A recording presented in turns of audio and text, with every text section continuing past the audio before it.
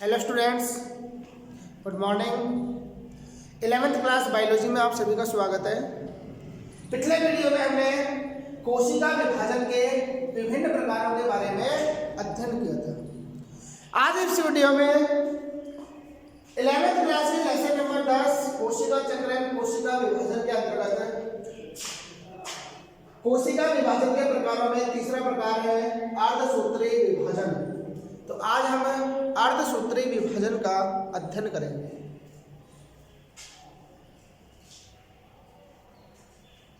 देखिए बेटा, यहां पर अर्धसूत्री का मतलब होता है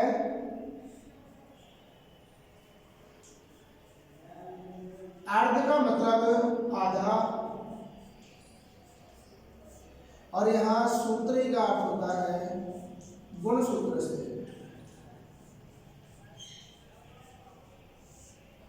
ठीक है, इसका मतलब कि जो पुत्री कोशिकाएं बनती हैं, पुत्री या संतति सेल्स का जो निर्माण होता है, इन पुत्री या संतति सेल्स में गुणसूत्रों की संख्या जनक कोशिका की तुलना में आधी रह जाती है। तो इस प्रकार के विभाजन को कहते हैं अर्धसूत्री विभाजन। तो हम यहाँ पर डेफिनेशन के तौर पर कह सकते हैं कि कोशिकाओं में होने वाला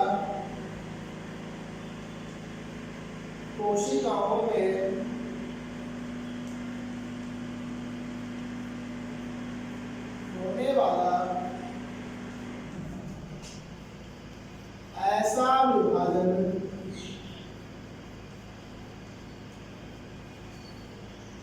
जिसमें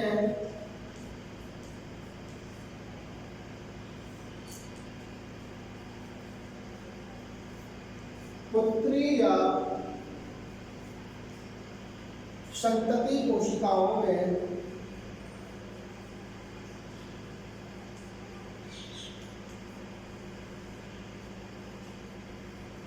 गुणसूत्रों की संख्या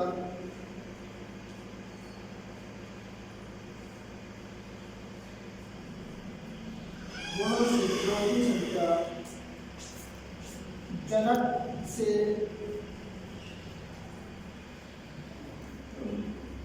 आधी होती है। अर्धसूत्री विभाजन कहलाता है। अर्धसूत्री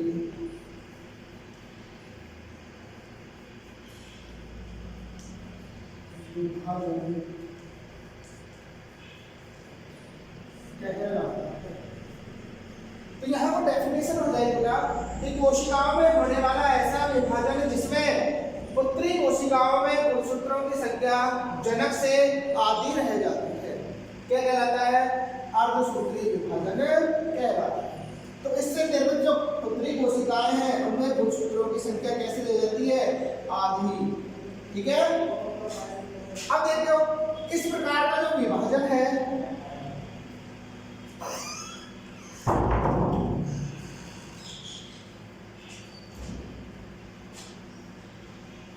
तो देखिएगा बेटा, इस प्रकार का जो विभाजन है उसके द्वारा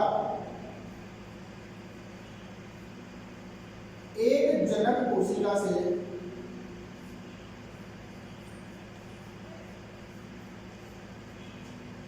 चार पुत्री कोशिकाएं बनती हैं या संतति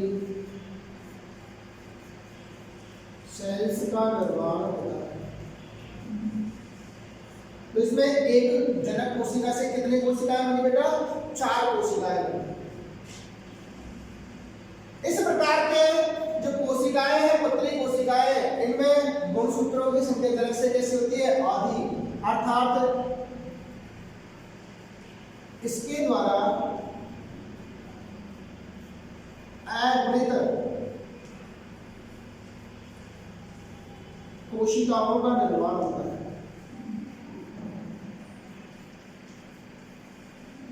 अब अगुणित कोशिकाएं क्या कहलाती है बेटा? युग्मक। क्या कहलाती है? युग्मक कहलाती है। ठीक है, गैमेट्स। अर्थात अर्धसूत्री विभाजन के द्वारा किसका निर्माण होता है? युग्मक अर्थात गैमेट्स का निर्माण होता है। किसका निर्माण होता है? गैमेट्स या युग्मकों का। ठीक है। और देखो जो युग्मक निर्माण की क्रिया कहलाती है युग्मक जनन।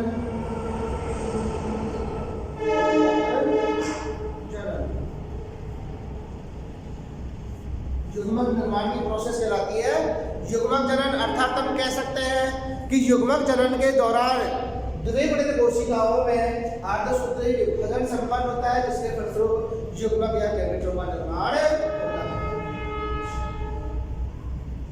नेक्स्ट देखो बेटा, अर्धसूत्री विभाजन है। अर्धसूत्री विभाजन शब्द या मियोसिस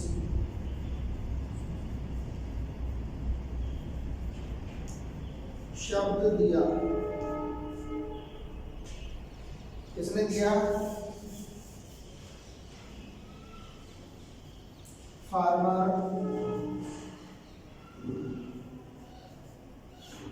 व मूरे ने। तो अर्धसूत्री विभाजन शब्द किसने दिया? फार्मर व मूरे ने।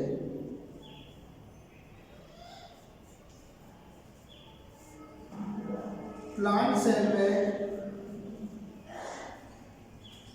अर्धसूत्री विभाजन को देखा, किसने? स्ट्रॉसबर्गर नामक वैज्ञानिक। लेकिन जंतु कोशिकाओं में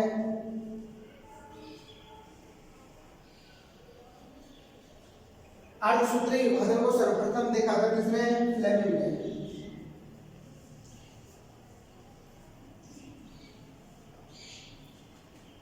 तो अर्धसूत्री विभाजन शब्द या मियोसिस शब्द सबसे पहले फार्मर व मूरे नामक वैज्ञानिक ने दिया।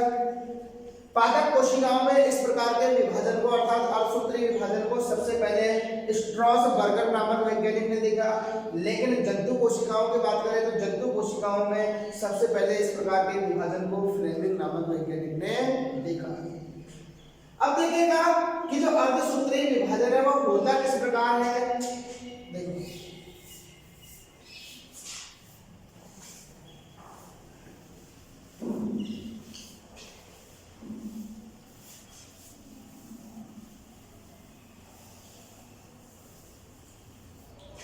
नेक्स्ट देखते हैं बेटा अर्धसूत्री विभाजन।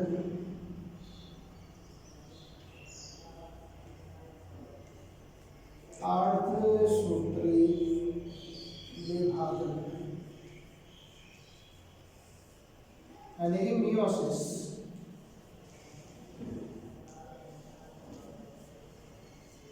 अर्धसूत्री विभाजन दो चरणों में पूर्ण होता है।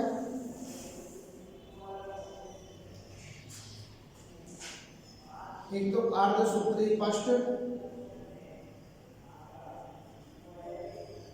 अर्धसूत्री पष्ट या मियोसिस पष्ट, और सेकेंड है अर्धसूत्री सेकेंड।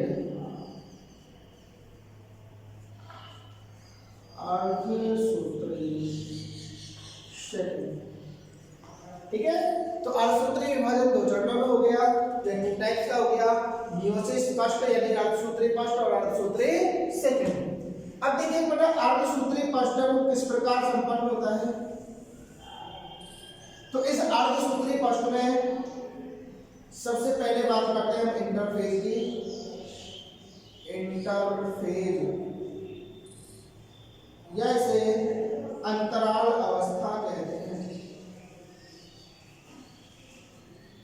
अंतराल अवस्था, चूंकि अर्धसूत्री पष्ट है इसलिए हम कह सकते हैं इंटरफेज पष्ट या अंतराल अवस्था पष्ट।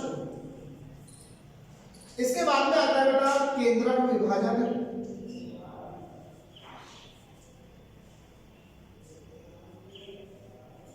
केंद्रक जो कहे डायरेक्टर एम फेज देख लो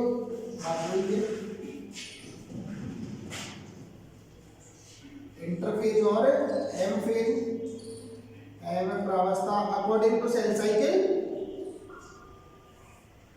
नक्षत्र हम पढ़ चुके, वहां इंटरफेज और एमफेज हमने पढ़ी थी। फिर एमफेज के दो स्वरूप पढ़े थे, कौन कौन से? केंद्रक विभाजन,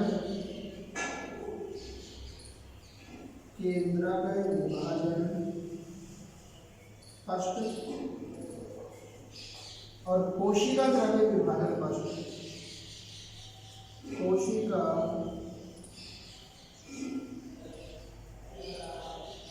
द्रव्य विभाजन first.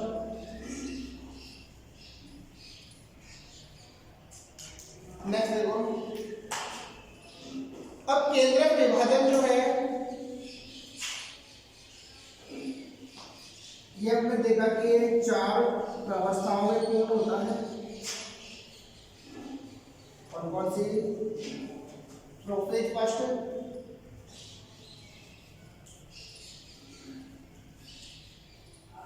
Prophase first,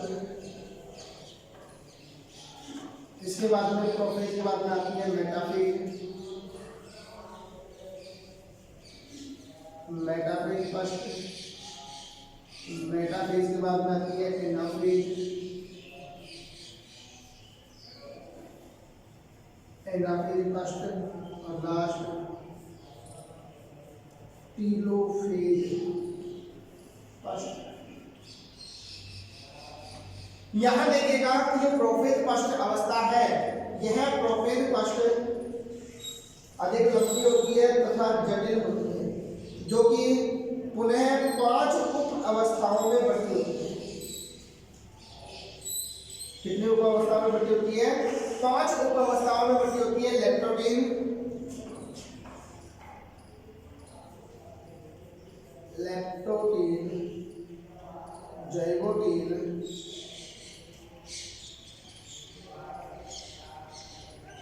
एटीडीन,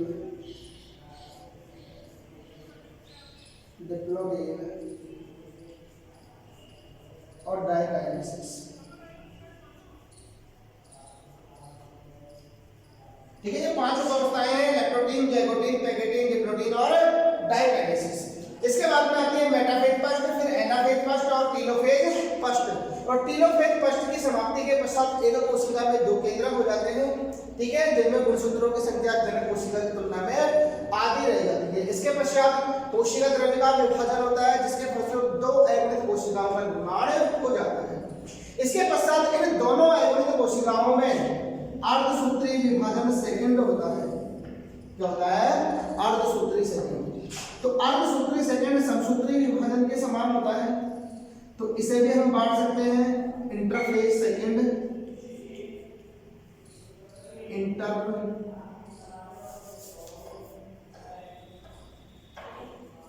interphase second. लेकिन यहां ध्यान देने की बात यह है कि अर्धसूत्री फर्स्ट की समाप्ति के पश्चात जो इंटरफेज सेकंड है, यह इंटरफेज सेकंड ज्यादा लंबी अवस्था नहीं होती, यह बहुत ही छोटी अवस्था होती है या इंटरफेज अवस्था अनुपस्थित होती है।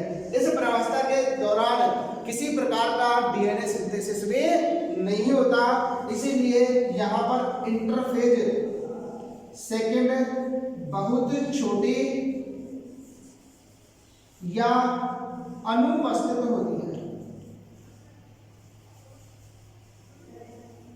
जिसके फलस्वरूप अर्धसूत्री विभाजन फर्स्ट से निर्मित दोनों पुत्री कोशिकाएं सीधे ही अर्धसूत्री सेकंड की केंद्रक विभाजन अवस्था में प्रवेश कर जाती है। ठीक है, तो यहाँ पर इंटरफेज बहुत छोटी होती है या अनुपस्थित होती है, उसको इंटरकाइनेसिस भी कहते हैं।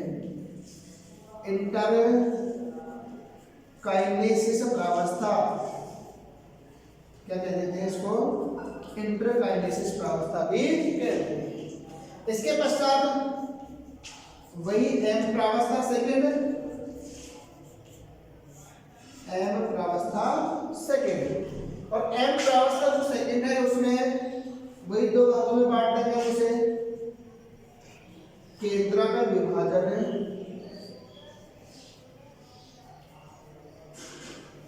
सेकंड और कोशिका द्रव्य विभाजन, कोशिका द्रव्य विभाजन सेकंड। ठीक है, फिर केंद्रक विभाजन है, उसकी वही 4 प्रावस्थाएं होंगी जो समसूत्री विभाजन के समान होती है। कौन कौन सी? Prophase second, metaphase second, metaphase second, anaphase second और टीलोफेज, टीलोफेज सेकंड। तो वो एक केंद्रक विभाजन की 4 प्रावस्थाएं हो गई, prophase second, metaphase second, anaphase second और टीलोफेज सेकंड। इसके पश्चात, टीलोफेज के पश्चात एक कोशिका में वही 2 केंद्रक होंगे, उसके पश्चात कोशिका द्रव्य का विभाजन होगा। कोशिका द्रव्य के विभाजन के फलस्वरूप दोनों पुत्री कोशिकाओं से 4 कोशिकाएं बन जाएंगी। अर्थात हम कह सकते हैं कि अर्धसूत्री विभाजन में एक जनक कोशिका से 4 पुत्री कोशिकाओं का निर्माण हो जाता है। तो ये था पूरा अर्धसूत्री विभाजन, हम एक एक प्रावस्था का अध्ययन करेंगे।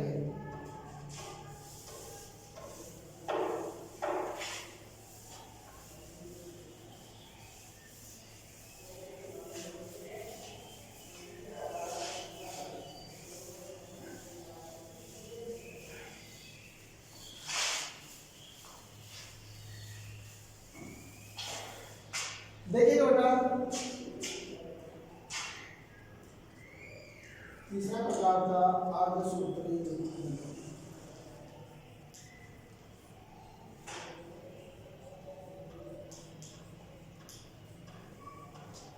या मियोसिस।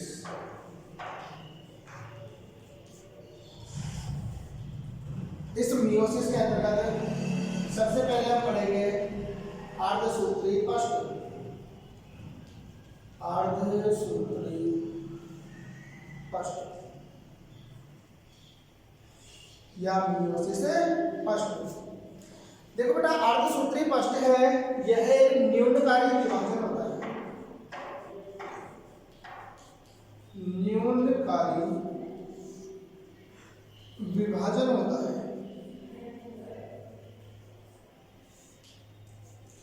इसे न्यूनकारी विभाजन क्यों कहा?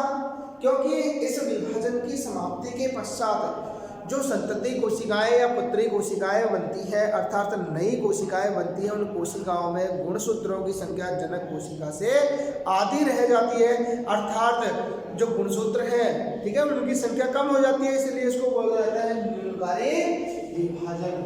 जैसे कि मानव में द्विगुणित कोशिकाओं में, मानव की बात कर रहे हैं हम, तो मानव में द्विगुणित कोशिकाओं में 2n जो सेल्स होती है, इन 2n सेल्स में 46 गुणसूत्र होते हैं। कितने होते हैं? 46 क्रोमोसोम होते हैं। ठीक है, इन कोशिकाओं में यदि मियोसिस होगा, क्या होगा? मियोसिस पष्ट होगा। तो मियोसिस पष्ट की समाप्ति के पश्चात जो 2 पुत्री कोशिकाएं बनेगी, इन दोनों पुत्री कोशिकाओं में गुणसूत्रों की संख्या आधी रह जाती है, अर्थात 23 रह जाती है। इसका मतलब कोशिकाएं कैसी बनेंगी? अगुणित बनेंगी। ठीक है, इसीलिए इस विभाजन को न्यूनकारी विभाजन कहा जाता है।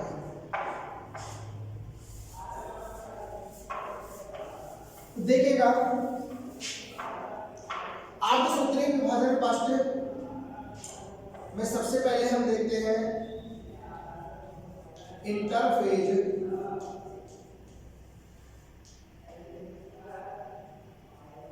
पष्ट। देखो, इंटरफेज पष्ट हम कोशिका चक्र के अंतर्गत पढ़ चुके। ठीक है, तो यहां पर इंटरफेज पष्ट है वो कोशिका चक्र के समान होती है। किसके समान होती है बेटा? कोशिका चक्र के समान, जो हम कोशिका चक्र में पहले ही अध्ययन कर चुके हैं। अर्थात ये कैसी है? तैयारी की अवस्था है, तैयारी की अवस्था जिसमें कोशिका विभाजन के लिए तैयार होती है। ये वही G1, S व G2 उप अवस्थाओं में बटी होती है, ठीक है, G1, S और G2। S अवस्था में वही डीएनए संश्लेषण होगा। S अवस्था में क्या होगा, डीएनए सिंथेसिस होगा। डीएनए सिंथेसिस के द्वारा जैसे कि डीएनए की मात्रा 2C है तो वो कैसी हो जाएगी 4C, अर्थात डीएनए सिंथेसिस के पश्चात जो कोशिका होगी उस कोशिका में डीएनए की मात्रा कैसी हो जाएगी, दुगुनी हो जाती है। लेकिन यहाँ पर ध्यान देने योग्य बात यह है कि जो G2 प्रावस्था है, यह G2 प्रावस्था बहुत छोटी होती है,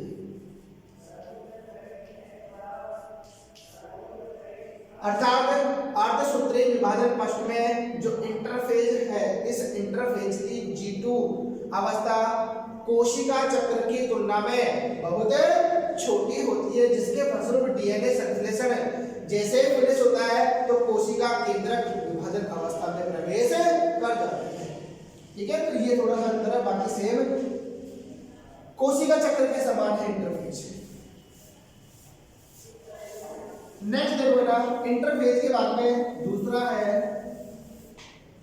केंद्रक विभाजन। और केंद्रक विभाजन की फर्स्ट अवस्था पढ़ते हैं, तो सेकेंड हम दे सकते हैं केंद्रक विभाजन फर्स्ट। और केंद्रक विभाजन फर्स्ट की अवस्थाओं में पहली थी प्रोफेज फर्स्ट, या इसे कहा था पूर्वावस्था फर्स्ट। तो प्रोफेज फर्स्ट या पूर्वावस्था फर्स्ट जो कि केंद्रक विभाजन फर्स्ट की पहली अवस्था है, तो यह प्रावस्था सर्वाधिक लंबी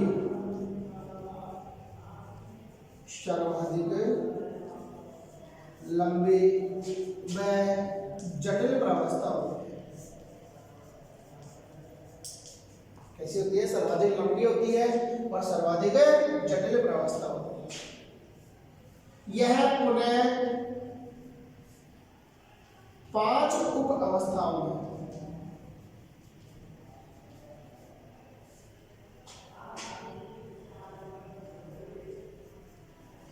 में पूर्ण होती है। कितने, 5 उप अवस्थाओं में बटी होती है। कौन कौन सी है, पहली है लेप्टोटीन,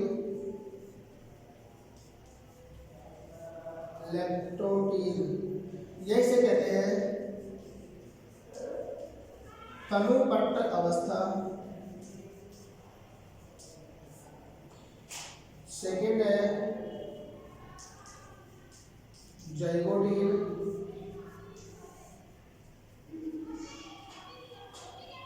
जाइगोटीन को बोलते हैं युग्मपट्ट अवस्था, युग्मपट्ट अवस्था। थर्ड सी है पैकेटिंग,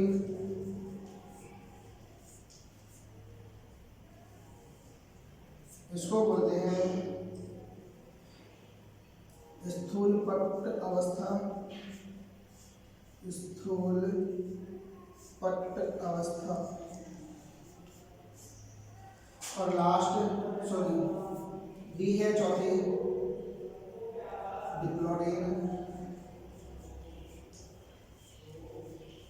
डिप्लोटीन,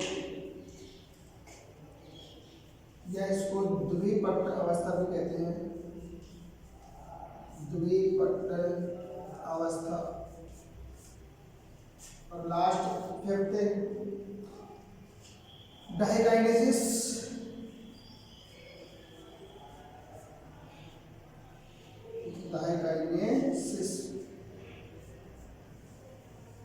या इसको पारगतिक्रम अवस्था भी कहते हैं। तो ये 5 उप अवस्थाओं में बटी होती है प्रोफेज फर्स्ट, लेप्टोटीन या तनुपट्टावस्था, जाइगोटीन या युग्म पट्टावस्था, पेंडिटीन या स्थूल पट्टावस्था, डिप्लोटीन या द्विपट्टावस्था और डाइकाइनेसिस या प्रतिक्रम अवस्था। तो ये प्रोफेज फर्स्ट की 5 अवस्थाएं होती किस प्रकार है, तो एक एक का अब अध्ययन करते हैं।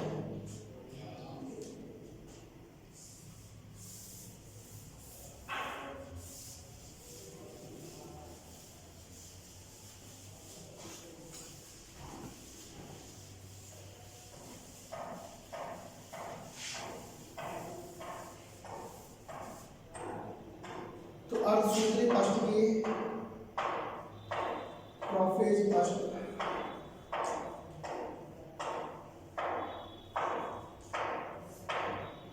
और प्रोफेज फर्स्ट में हम सबसे पहले पढ़ेंगे लेप्टोटीन।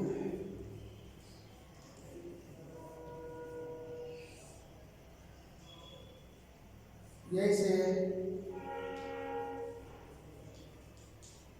तनुपट्ट अवस्था में देखो,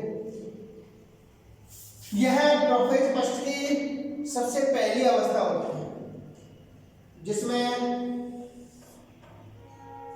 केंद्र झिल्ली और केंद्रिका स्पष्ट दिखाई देती है।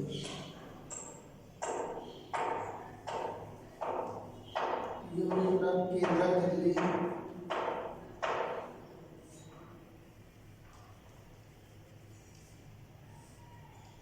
केंद्रिका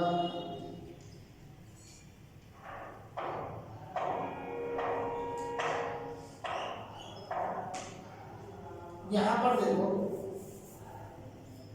जैसे इंटरफेस समाप्त होती है तो उसके पश्चात लेप्टोटीन अवस्था आती है प्रोफेज फर्स्ट की। जैसे लेप्टोटीन अवस्था में जो गुणसूत्र है, इन गुणसूत्रों से जल बाहर निकलने की प्रक्रिया शुरू हो जाती है। इसी कारण जो गुणसूत्र है वो पतले, लंबे व धागेनुमा दिखाई देते हैं। कैसे दिखाई देते हैं? लंबे, पतले, धागेनुमा। तो इस प्रावस्था में गुणसूत्र लंबे, पतले व धागेनुमा दिखाई देते हैं। तो गुणसूत्र लंबे, पतले व धागेनुमा।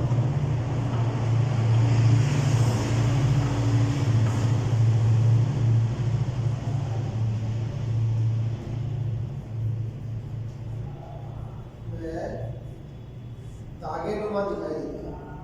ठीक है, इन गुणसूत्रों पर क्रोमोमियर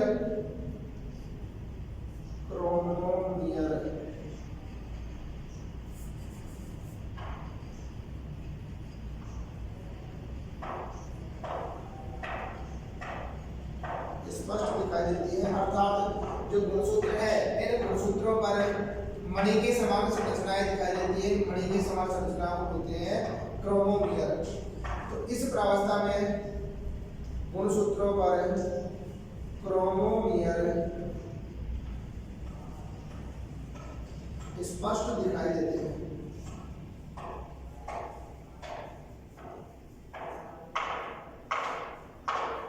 दिखाई देते हैं क्रोमोमियर। सेकंड प्रावस्था है जाइगोटीन।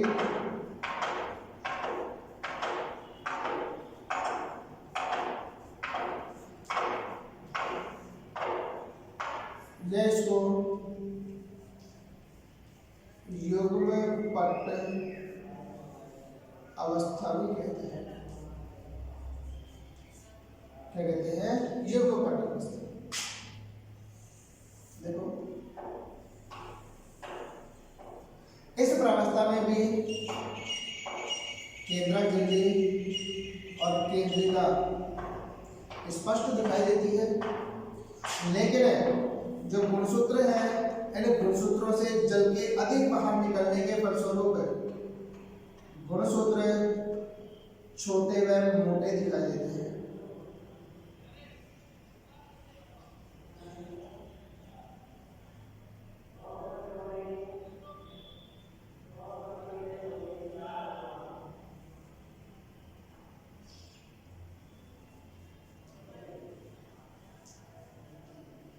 ठीक है।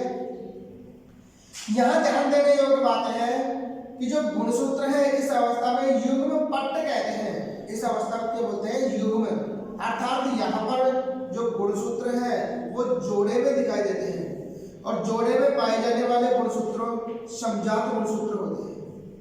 कैसे होते हैं? समजात।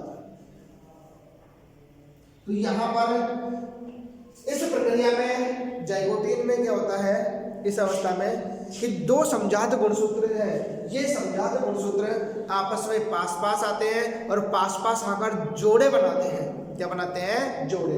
तो जो जोड़े बनाने की जो प्रक्रिया है वो इस अवस्था का महत्वपूर्ण लक्षण है, जिसे सिनेप्सिस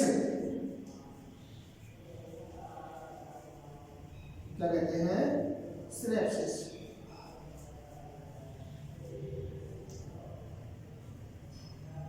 या युग्मन कहते हैं।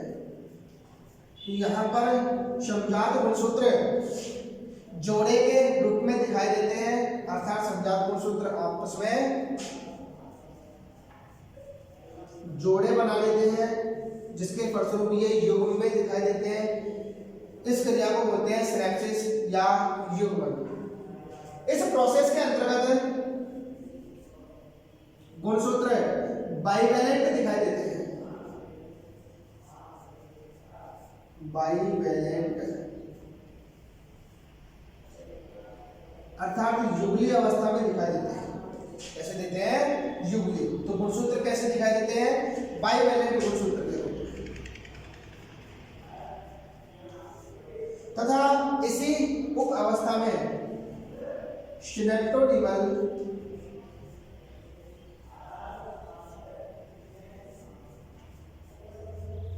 सम्मिश्र का निर्माण होता है।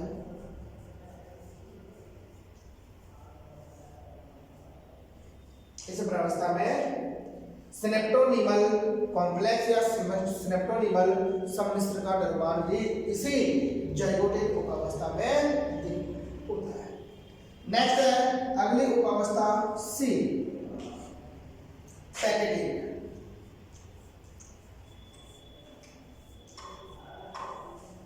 जैसे स्थूल पट्ट अवस्था भी कहते हैं। क्या कहते हैं? स्थूल पट्ट अवस्था।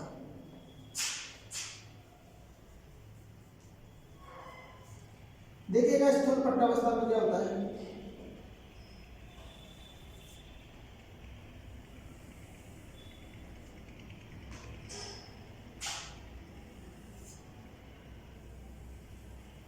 इस अवस्था में भी केंद्रक झिल्ली और केंद्रिका दिखाई देती है, अर्थात विलुप्त नहीं होती। लेकिन यहां पर जो बाइवैलेंट गुणसूत्र थे, इन बाइवैलेंट गुणसूत्रों में लंबवत विभाजन होता है और लंबवत विभाजन के फलस्वरूप टेट्रावैलेंट गुणसूत्रों का निर्माण होता है।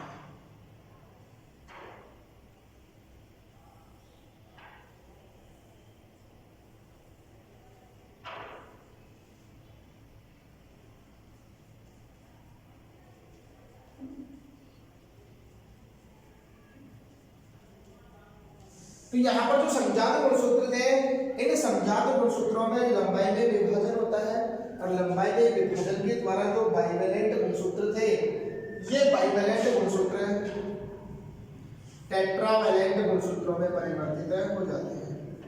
यहाँ पर गुणसूत्र टेट्रावैलेंट अवस्था में दिखाई देते हैं। किसमें दिखाई देते हैं बेटा? टेट्रावैलेंट अवस्था में गुणसूत्र दिखाई देते हैं। अब देखो इस पैकेटिन उप अवस्था में एक महत्वपूर्ण क्रिया होती है जीन विनिमय की। जीन विनिमय अर्थात क्रॉसिंग ओवर की प्रक्रिया होती है और क्रॉसिंग ओवर की प्रक्रिया के फलस्वरूप ही जो संतति है उस संतति में विभिन्नताएं आती हैं। तो यहाँ पर जीन विनिमय और पुनर्योजन की क्रिया होती है। किस प्रकार होती है? देखो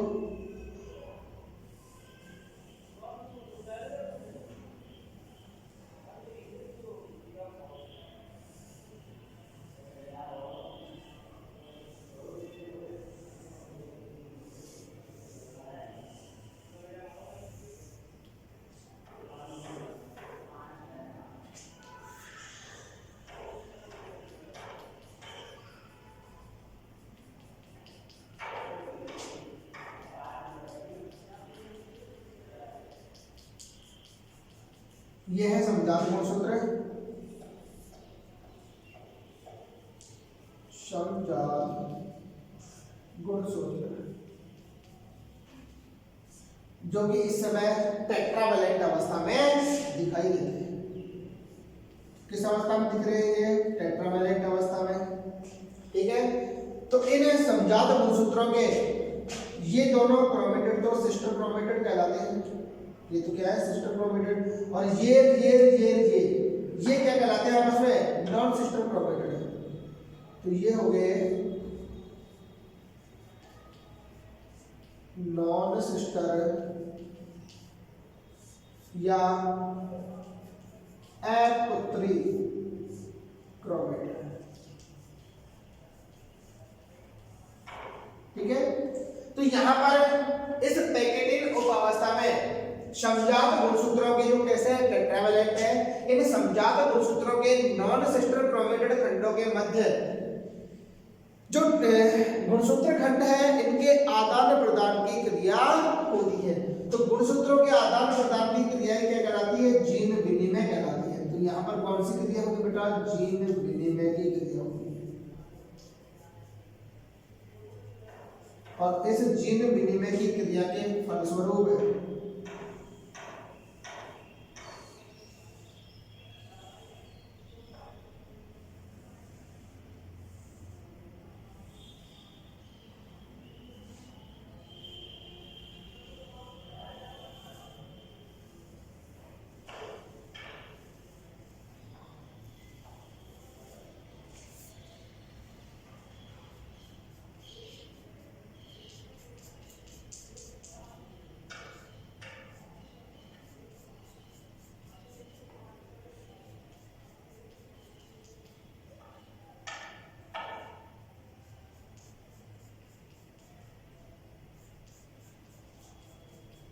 देखो, हमने दो गुणसूत्र लिए, एक तो व्हाइट वाला है, दूसरा डार्क वाला है। ठीक है, तो इन दोनों क्या है? समजात गुणसूत्र है। इन समजात गुणसूत्र के नॉन सिस्टर क्रोमेटिड खंडों के मध्य जीन विनिमय की क्रिया होती है, अर्थात क्रोमेटिड खंडों का आदान प्रदान होता है।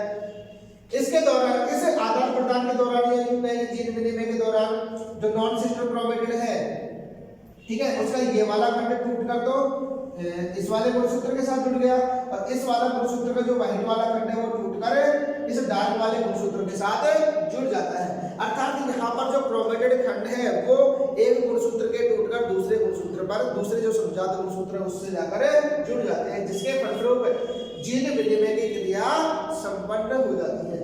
ठीक है, तो यहाँ पर महत्वपूर्ण क्रिया होती है जीन विनिमय की क्रिया और पुनर्योजन की क्रिया। ठीक है, जिसके फलस्वरूप जो संतति है उस संतति में विभिन्नताएं आती है। तो यहाँ पर हमें ध्यान रखना है कि पैकेटिन उपावस्था के अंतर्गत जीन विनिमय की क्रिया और पुनर्योजन की क्रिया संपन्न होती है।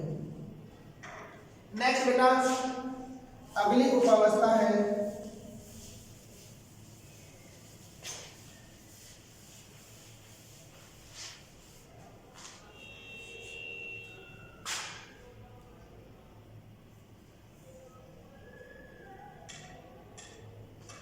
पैकेटिन के बाद में डिप्लोडिन।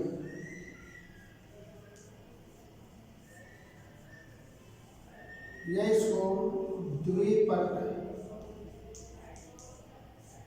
अवस्था भी कहते हैं। देखो, डिप्लोडिन अवस्था में क्या होता है?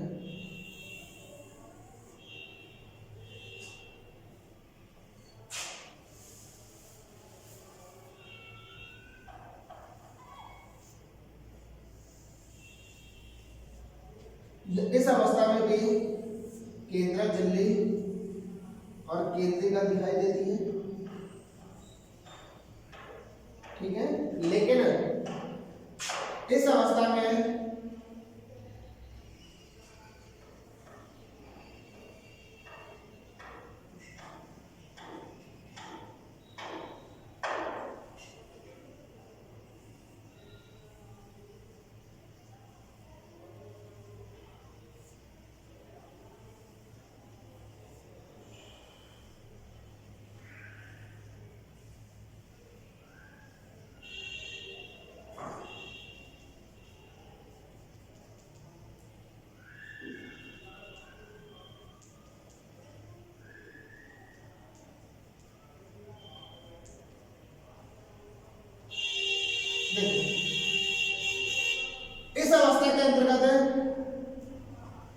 जो जीन विनिमय के दौरान जो गुणसूत्र खंड का आदान प्रदान हुआ था, तो जहां पर जीन विनिमय की क्रिया संपन्न होती है उन क्रोमेटिड खंडों के मध्य एक प्लस आकार की संरचना का निर्माण हो जाता है।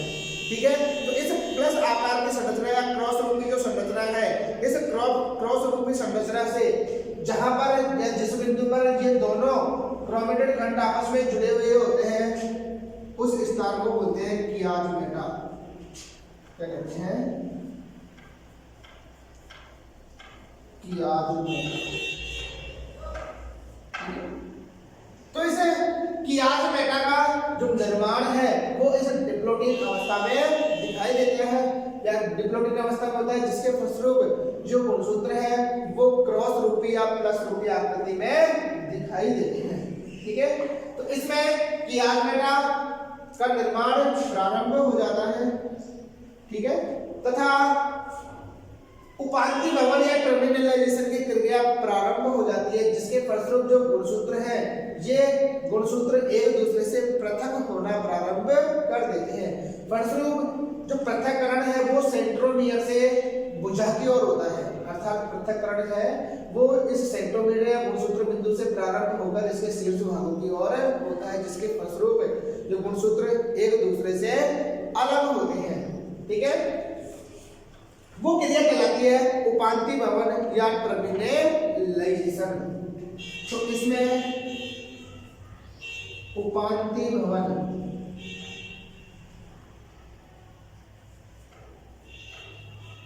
या इसको सीमांतीकरण भी कह देते हैं की क्रिया प्रारंभ हो जाती है, अर्थात टर्मिनलाइजेशन की क्रिया प्रारंभ हो जाती है, जिसके फलस्वरूप जो दोनों समजात गुणसूत्र थे वो अलग अलग होना प्रारंभ कर देते हैं। इस दौरान कियाजमेटा दिखाई देते हैं। नेक्स्ट और लास्ट है डाइकाइनेसिस।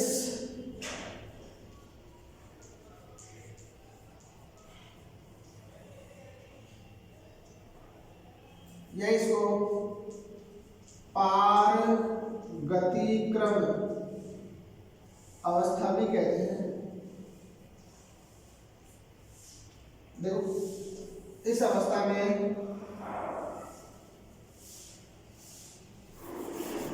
केंद्रक झिल्ली और केंद्रिका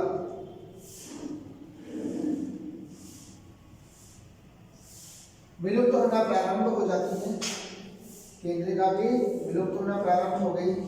जो टर्मिनलाइजेशन की क्रिया या उपांति भवन की क्रिया थी वो इस डाइकाइनेसिस में पूर्ण हो जाती है, जिसके फलस्वरूप दोनों समजात गुणसूत्र एक दूसरे से अलग हो जाते हैं।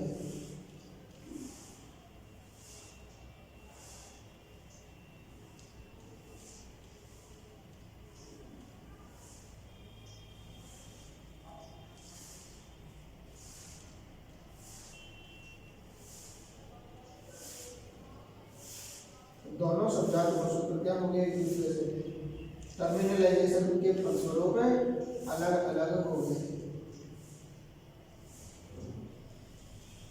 ठीक है, तो यहाँ पर उपांति भवन की क्रिया पूर्ण हो जाती है, जिसके फलस्वरूप दोनों जो समजात गुणसूत्र है वो अलग अलग हो जाते हैं। केंद्रक झिल्ली और केंद्रिका विलुप्त होना प्रारंभ हो जाती है। तारकाय, इस तारकाय का विभाजन भी हो जाता है, जिसके फलस्वरूप पुत्री तारक केंद्रों का निर्माण होता है। तो ये है तारक केंद्र। ये पुत्री तारक केंद्र एक दूसरे के विपरीत ध्रुवों की ओर गति करना प्रारंभ कर देते हैं। ठीक है, तो इस डाइकाइनेसिस के अंतर्गत कियाजमेटा भी स्पष्ट दिखाई देते हैं। उपांति भवन की क्रिया भी पूर्ण हो चुकी होती है। केंद्रक झिल्ली और केंद्रिका भी विलुप्त होना प्रारंभ हो जाती है। तारक केंद्र अपने अपने ध्रुवों की ओर दूसरे ध्रुव की ओर गति करना प्रारंभ कर देते हैं, अर्थात कोशिका अब कौन सी जो मेटाफेज अवस्था है या मध्यावस्था उसमें प्रवेश कर जाती है। तो अधिक अवस्था है प्रोफेज फर्स्ट के पश्चात सेकेंड।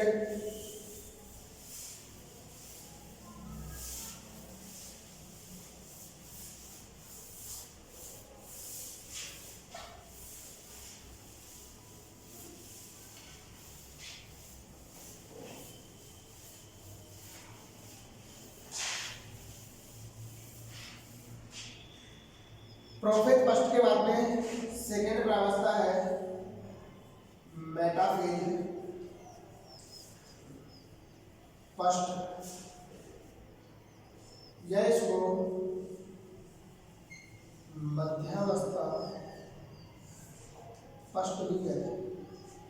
देखो इस प्रावस्था में क्या होता है,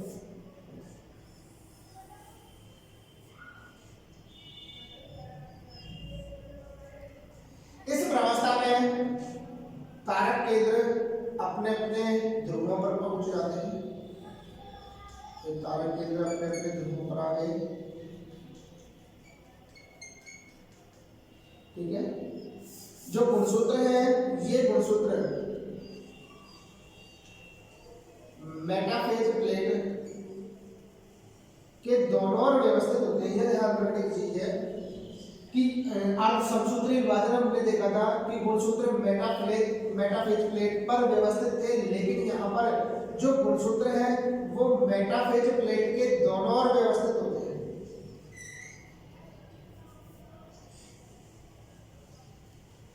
कहाँ व्यवस्थित होते हैं? मेटाफेज प्लेट के दोनों ओर।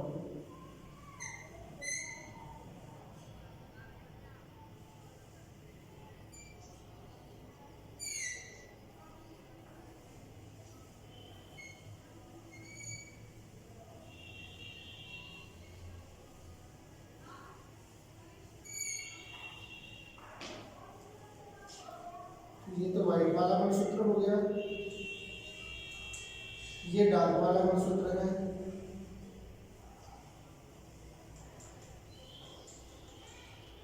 यहाँ वही तंतु जुड़ जाएंगे जो किससे, केवल गुणसूत्र बिंदु से जुड़े हुए दिखाई देंगे। ये तो हो बेटा मेटाफेज प्लेट, मेटाफेज प्लेट तंतु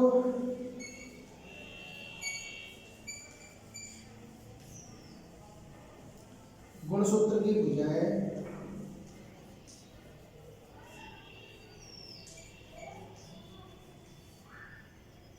ये गुणसूत्र बिंदु।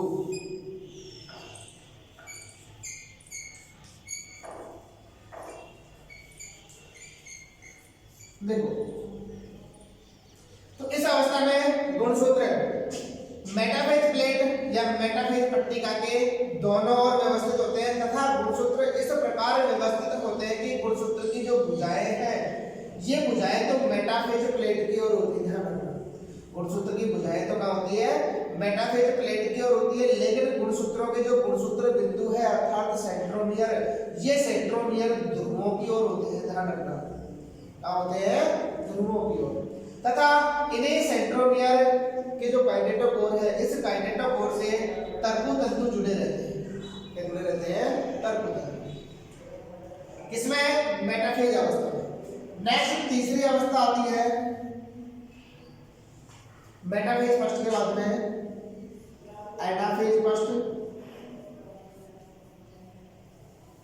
Anaphase first.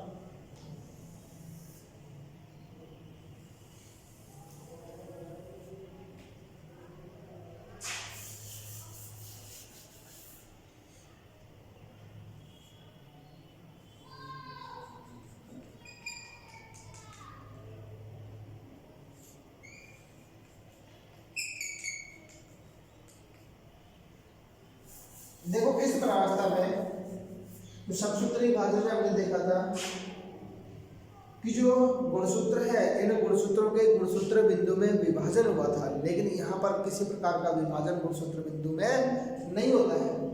फलस्वरूप जो गुणसूत्र है, इस गुणसूत्र का पूरा का पूरा जो जोड़ा है वो अपने ध्रुव की ओर गति कर जाता है, अर्थात यहाँ पर अर्ध गुणसूत्रों का निर्माण नहीं होता। क्योंकि हमने देखा था कि मध्यावस्था या मेटाफेज प्लेट मध्यावस्था में जो मेटाफेज प्लेट है, इस मेटाफेज प्लेट पर गुणसूत्र व्यवस्थित नहीं होते, अपितु इसके दोनों ओर होते हैं। ठीक है, तो आधे गुणसूत्र तो मेटाफेज प्लेट के इस ओर व्यवस्थित होते हैं, आधे गुणसूत्र मेटाफेज प्लेट के इस ओर व्यवस्थित होते हैं। ठीक है, जिसके फलस्वरूप आधे गुणसूत्र तो इस वाले ध्रुव की ओर चले जाएंगे मेटाफेज वाले ध्रुव की ओर गति कर देते हैं। तो यहाँ पर पूरा का पूरा जो गुणसूत्र है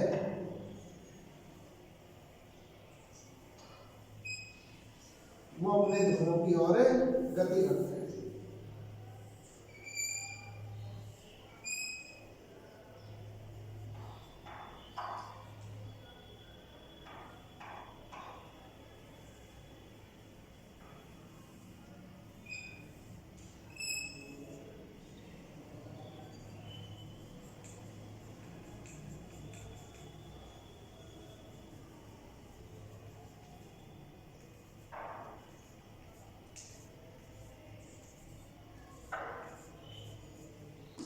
तो यहाँ पर तर्कोतंतुओं में संकुचन होगा और तर्कोतंतुओं में संकुचन के द्वारा जो गुणसूत्र है ये गुणसूत्र अपने अपने ध्रुवों की ओर गति करना प्रारंभ कर देते हैं।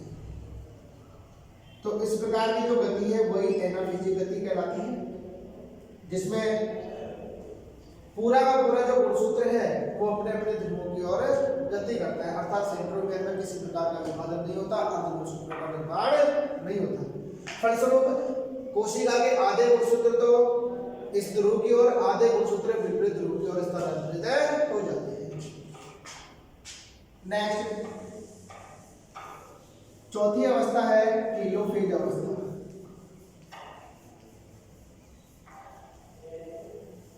टेलोफेज ये इसको अंत्यावस्था भी कह देते हैं। टेलोफेज फर्स्ट या अंत्यावस्था फर्स्ट, इसको पश्चावस्था भी कहते हैं। पश्चावस्था फर्स्ट देखो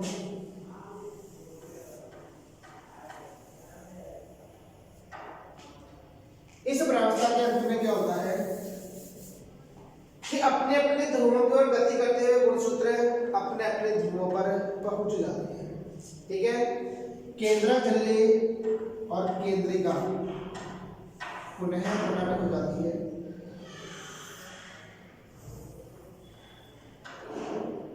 तो ये हो गई केंद्रक झिल्ली,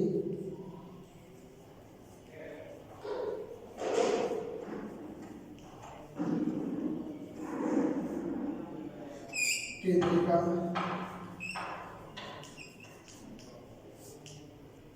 ठीक है। जो गुणसूत्र है वो अपने अपने ध्रुवों पर पहुंच जाते हैं। ये वाला गुणसूत्र तो ये हो गया, इसका ये केवल एक छोटा सा खंड है वो डार्क होगा।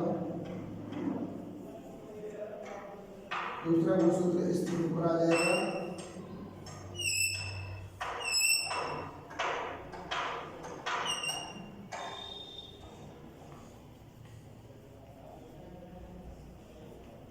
ये डार्क वाला गुणसूत्र है। तो इस प्रवस्था में केंद्रक झिल्ली पुनः प्रकट हो जाती है, केंद्रिका पुनः प्रकट हो जाती है तथा अपने अपने ध्रुवों की ओर गति करते हुए गुणसूत्र अपने अपने ध्रुवों पर पहुंच जाते हैं।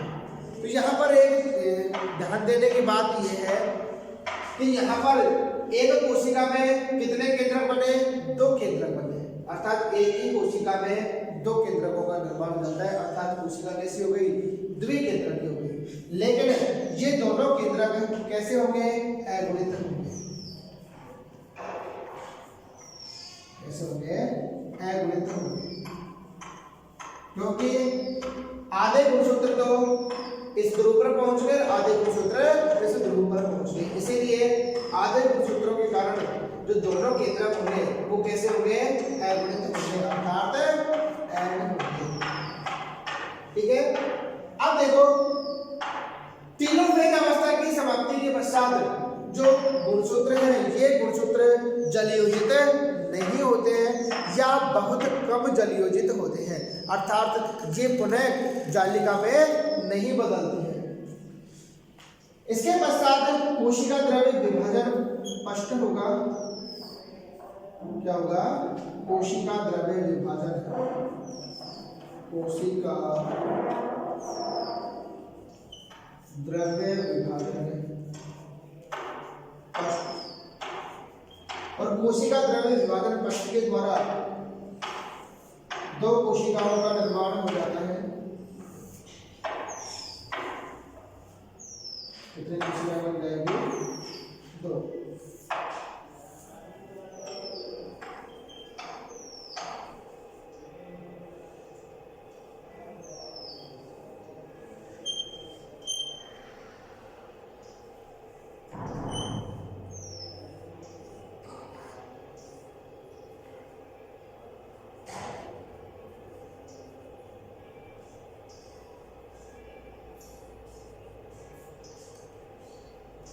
ये बन गई दोनों कोशिकाएं। ये कोशिकाएं पुत्री कोशिकाएं